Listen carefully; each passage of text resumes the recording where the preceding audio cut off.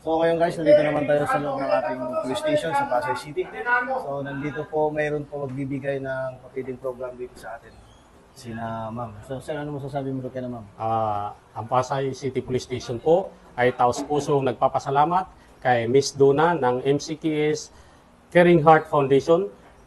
Siya po ay laging tumutulong dito sa Pasay tungkol sa pagpapakain ng ating PUPC po. Sana po tuloy-tuloy pa ang kanyang suporta sa ating mga PUPC at hindi lang dito sa Pasay, sa iba pong police station. Maraming salamat po. Sana po patuloy mo yan, Miss Donna. Mabuhay po kayo. Halika po, dito tayo. Umpisahan na po natin ang papapakain ng ating mga PUPC dito sa Pasay, SDO, Station Drug Enforcement Unit. Yan po. Na kasama din po natin dyan, yung Station Health Unit natin po, yung mga police nurse po natin. Habang pinagtutulungan yung tulong pamigay pagkain ni Ma'am Donna. Kasama po din ang ating HRAW, si Police Chief Master Sergeant Galicia, nandito rin po.